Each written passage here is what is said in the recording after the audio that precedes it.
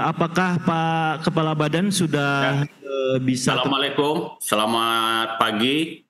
Baik, terima kasih. Terdengar dengan jelas Pak Kabar. Ya, Pak Moderator. Silakan Bapak Dr. Agus Tommy Masik, Master of Development and Planning untuk menyampaikan materinya. Dipersilakan Bapak. Baik, Bapak Ibu, suara saya jelas terdengar kan? Alhamdulillah terdengar jelas. Silakan Pak. Baik, terima kasih. Assalamualaikum warahmatullahi wabarakatuh. Selamat pagi, salam sejahtera untuk kita semua. Yang kami hormati Pak Dirjen Pembangunan Desa dan Pedesaan, Pak Nugroho Setionagoro. Selamat pagi Pak Dirjen. Yang kami hormati, kami banggakan senior kami, abang kami, Maijen TNI Purnawirawan Kasuri, Deputi 4 KSP. Selamat pagi Bang. Kemudian di sana ada juga Ibu Dokter Lovely. Ini namanya menarik sekali nih, tapi saya tidak berani menambahkan kata-kata Mai di depannya, karena kalau pakai Mai jadi My Lovely. Kemudian di sana saya lihat ada tenaga ahli menteri, Pak Ibnu, Pak Andre Iksan Lubis, Pak Dwi Rudi Hartoyo, Pak Budi Sarwoto, Kadis PMD Provinsi Jawa Timur, Bapak Ibu semua yang hadir langsung maupun online yang tidak bisa saya sebutkan satu persatu. Perkenankan saya mengawali presentasi ini dengan menyampaikan sebuah dongeng terlebih dahulu. Jadi Bapak Ibu dahulu kala itu ada 2 orang turis dari Sumatera Barat, dari Minang, itu pergi ke Singapura. Ketika sampai di Bandara Changi, diwajibkan untuk mengisi form imigrasi. Nah, istrinya di depan itu, suaminya di belakang. Kemudian istrinya itu baca agak keras. Nan pertamo, name, oh iko namo kok, kata suaminya di belakang. Tulis sajalah, Sultan Rajo Mudo Kayo Rayo Indak Bapiti. Nah, ditulis tuh. Nah, kemudian nomor 2, sek. Istrinya ngomel-ngomel, dia bilang, Aden ala tuo, ditanya sek-sek segala. Saya sudah tua, ditanya sek-sek segala katanya. Terus suaminya bisik dari belakang, tidak usah marah-marah, tulis sajalah sakali-sakali. Jadi padahal pertanyaan sek itu maksudnya jenis kelamin, tapi dijawab oleh suaminya sekali-sekali. Nah, Bapak Ibu, saya menyampaikan dongeng ini, maksudnya adalah bahwa saya hari ini ditodong untuk jadi narasumber. Nah, sebenarnya keahlian saya itu mirip-mirip dengan kemampuan bahasa Inggris turis tadi. Tidak hebat-hebat amat, nah, sekali-sekali. Tadi saya menggarisbawahi dari abang saya, Maijen Kasuri, menggarisbawahi tentang konvergensi. Nah, konvergensi itu kata kunci. Nah, ini Bang Kasuri, I cannot agree more. Saya sangat setuju dengan ini. Nah, kemudian tadi Pak Dirjen, Pak Nugroho menyampaikan, kita harus bergerak lebih maju menyampaikan rekomendasi.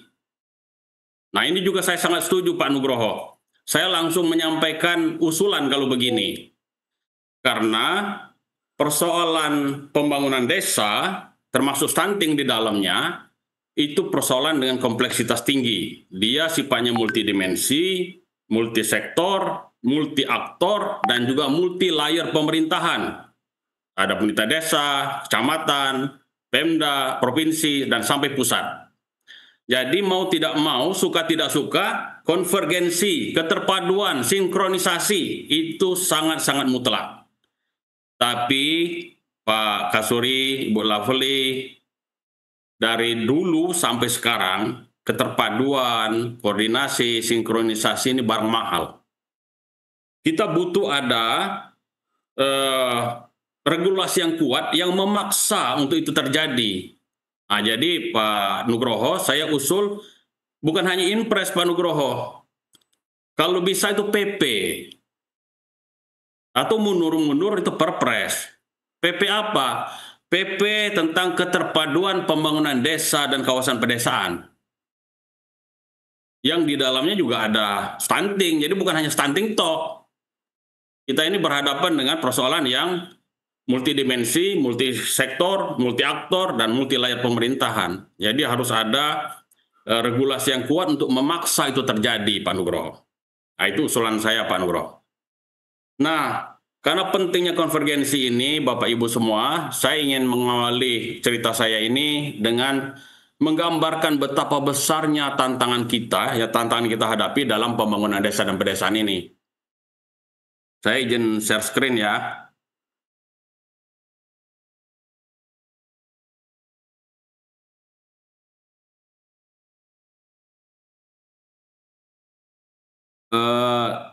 Share screen saya udah muncul. Sudah terlihat Pak, tinggal di slideshow. Oke. Baik, Bapak Ibu, apa yang terjadi di dunia sejak tahun 50-an, yaitu urban explosion, ledakan urbanisasi. Tahun 50 itu penduduk dunia yang tinggal di kawasan perkotaan, di urban, itu baru 30%. Kemudian di tahun 80 itu 2003 itu sudah 48% penduduk dunia itu tinggal di perkotaan. Dan nanti di 2030 diperkirakan 60% penduduk dunia itu akan tinggal di perkotaan. Dan kota-kota itu akan makin besar, yang tadinya kota sedang menjadi kota besar, menjadi metropolitan, bahkan menjadi megapolitan. Fenomena ini jelas sekali kalau kita melihat di Jabodetabek ini. Di tempat lokasi acara Karawaci, itu dulu tahun 70-an atau 80-an itu tempat jin buang anak itu. Tapi sekarang di sana tempat acara saja sudah menjadi hotel mewah. Nah, ledakan urbanisasi ini menyebabkan akhirnya penduduk perkotaan itu akan makin banyak. Sementara penduduk desa itu populasinya makin sedikit. Di Indonesia, konteks kita Indonesia itu tahun 2010 itu 50-50. 2010 itu 50% penduduk sudah tinggal di perkotaan. Dan tren yang penduduk desa akan semakin menurun.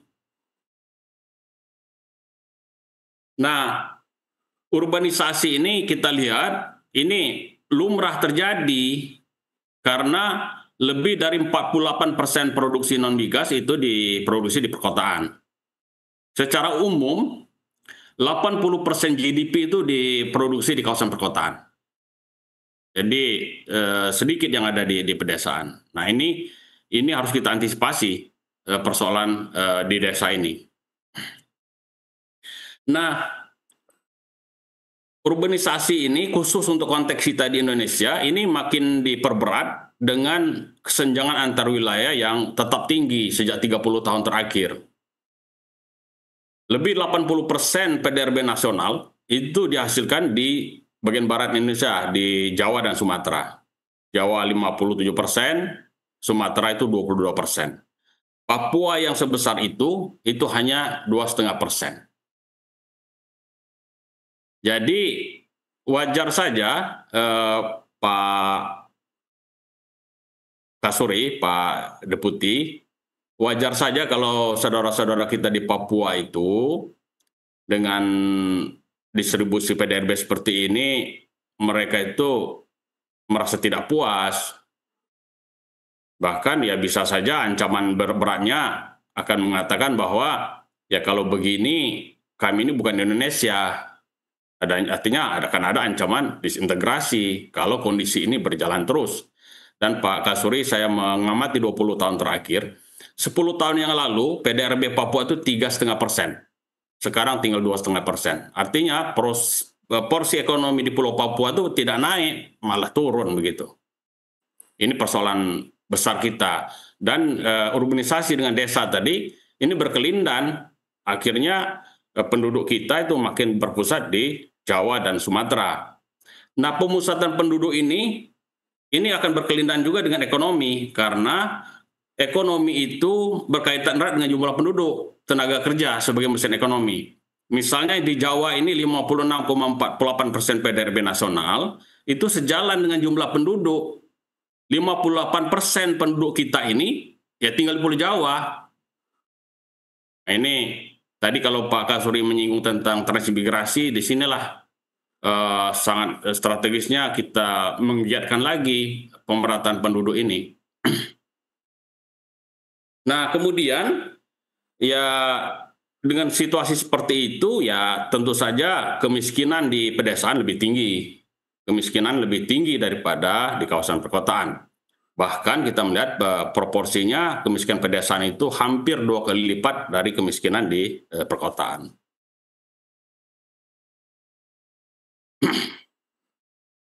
Nah, kemiskinan itu terjadi karena ekonomi di desa itu bocor. Hasil investasi, hasil produksi di desa itu tidak semuanya berputar di desa lagi. Sebagian besar itu dikonsumsi untuk keluar desa. Sehingga ekonomi desa itu jadi bocor, jadi mereka sulit berkembang. Nah, di sinilah Bapak Ibu, teman-teman semua, kami antusias dengan program Presiden kita sekarang, Pak Prabowo, dengan misalnya KDMP, Koperasi Desa Merah Putih.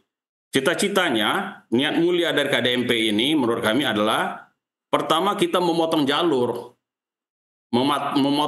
pemasaran. Yang kita tahu selama ini hasil produksi desa itu banyak sekali rantai-rantai middleman, sehingga nilai tambah yang didapat petani itu sangat kecil. Begitu juga memotong rantai untuk kebutuhan produksi, pupuk, kebutuhan hidup seperti gas, pelayanan-pelayanan lain itu diputus rantainya langsung ke desa, sehingga masyarakat desa kita bisa menikmati pelayanan yang lebih baik dengan harga yang lebih murah. Begitu juga dengan MBG. Dengan adanya MBG, maka kebutuhan-kebutuhan MBG itu diharapkan itu disuplai dari desa-desa itu sendiri atau dari desa sekitarnya. Sehingga singkat kata dengan program-program seperti itu, ekonomi desa itu tidak bocor. Dia betul-betul kemudian berputar di desa, sehingga kesejahteraan saudara-saudara kita di desa itu meningkat. Nah, kalau kita lihat Bapak Ibu, prevalensi tentang stunting ini sejalan dengan gambar saya tadi tentang distribusi ekonomi nasional, di mana Indonesia Timur itu prevalensi stunting itu juga lebih tinggi. Nah, ini Bu Lovely menunjukkan bahwa persoalan stunting ini bukan hanya persoalan kesehatan. Persoalan stunting ini berhubungan erat dengan pertumbuhan ekonomi, berhubungan erat dengan tingkat kesejahteraan, penyediaan pelayanan, sarana prasarana, dan seterusnya. Jadi, betul sekali Pak Nugroho, Pak Maijen Kasuri, konvergensi itu kata kunci. Nah, sekarang kita perlu payung hukum yang kuat memaksa semua pihak untuk mewujudkan konvergensi tersebut. Tapi saya maksudkan Pak Nugroho bukan hanya konvergensi urusan stunting, tapi konvergensi urusan pembangunan desa dan kawasan pedesaan yang di dalamnya salah satunya ada persoalan stunting. Nah, ini Bapak Ibu, menarik sekali data ini tentang status ekonomi dan stunting. Awalnya saya berpikir stunting itu hanya dialami oleh keluarga-keluarga tidak mampu karena makan kurang gizi dan seterusnya. Tapi saya lihat di data ini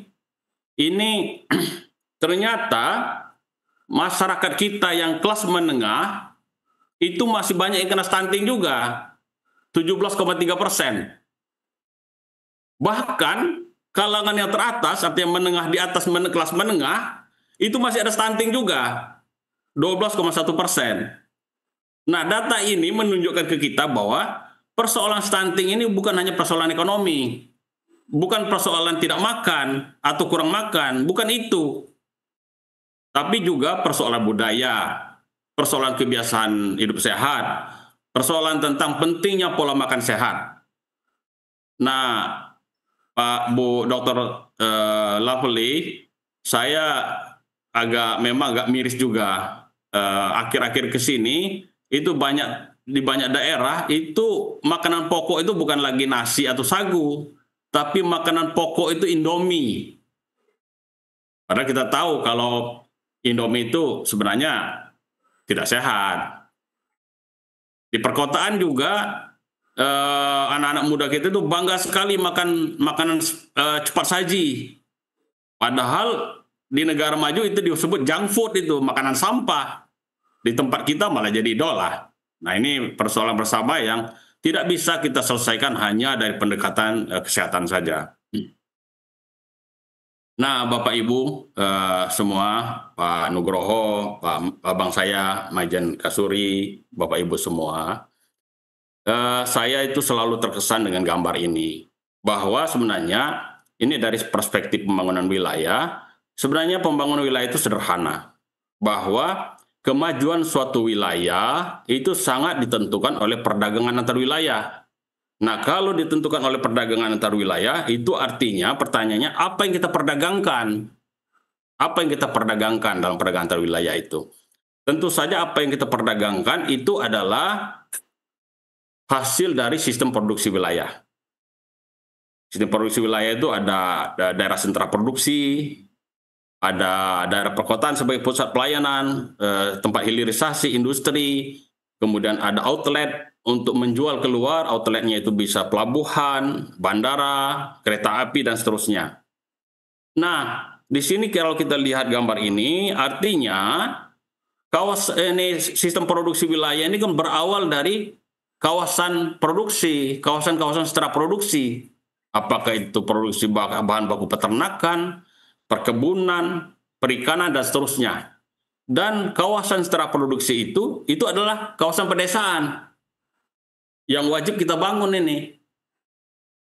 Kalau kawasan sentra produksi ini beres, maka rantai produksi ini berjalan baik. Tapi kalau kawasan sentra produksi ini tidak beres, tidak ada yang diproduksi, maka apa yang akan kita proses selanjutnya itu tidak ada. Jadi Bapak Ibu teman-teman, tidak berlebihan kalau kita punya slogan bangun desa, bangun Indonesia. Karena kalau kita membangun desa, maka kawasan-kawasan sentra produksi ini berjalan baik, maka proses produksi wilayah itu juga akan berjalan baik. Nah, disinilah Pak Kasuri, Pak Nugroho, penting sekali kita mewujudkan keterpaduan dalam pembangunan desa dan kawasan pedesaan ini.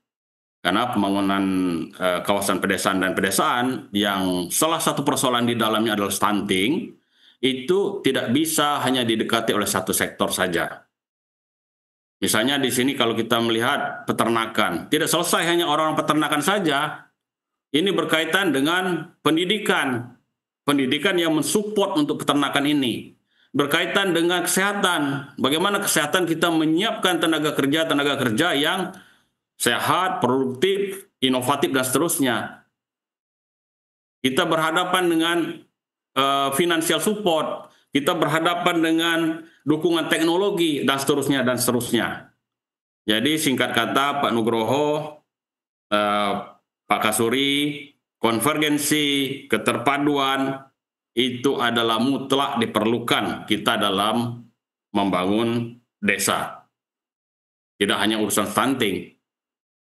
Nah, untuk mewujudkan keterpaduan, Pak Nugroho, kami usul betul Pak Nugroho, kalau bisa kita perjuangkan bersama, itu keluar PP tentang ini, tentang keterpaduan pembangunan kawasan pedesaan. Dengan PP itu, kita harapkan bisa memaksa semua sektor, semua aktor untuk mewujudkan keterpaduan ini. Keterpaduan ini seolah-olah sederhana, tapi sulit dan banyak hal-hal lucu, Bapak Ibu semua. Saya dulu ketika saya masih di Kementerian PUPR, sekitar tahun 2010, itu pemerintah pusat memberikan dana untuk air bersih, pembangunan prasarana air bersih, di Labuan Bajo, di Manggarai Barat itu 10 miliar. Itu tahun 2010.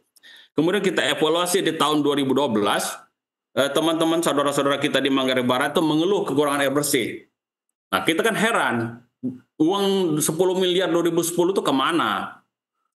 Ternyata setelah ditelusuri, intake-nya bagus, pengelola air minumnya bagus, tapi saluran SR, sambungan rumah yang menjadi tanggung jawab Pemda untuk menyediakannya itu ternyata tidak dibangun. Jadi walaupun airnya tersedia, air kan tidak bisa lompat ke rumah-rumah kalau tidak ada SR. Nah, ini baru keterpaduan di dalam satu sektor.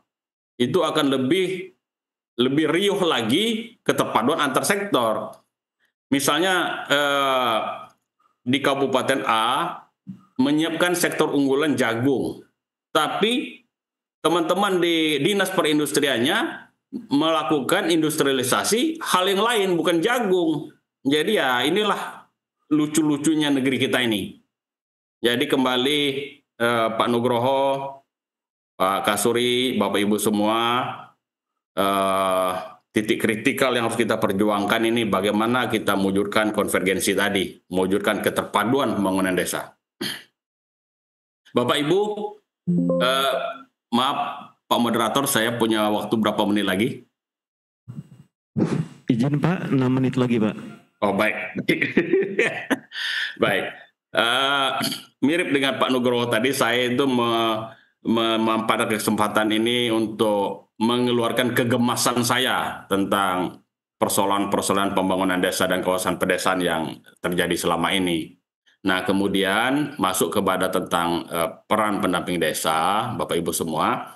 Bu Lovely, tentang stunting itu, Bu, mungkin usulan saya, itu bukan hanya kerjasama antara kadar pembangunan manusia dengan posyandu, Bu. Tidak, Bu. Tidak selesai hanya dengan itu, Bu. Tapi harus kerjasama semua pihak. Nah, dari kami, dari Kemendesa ini ada pendamping desa, Bu.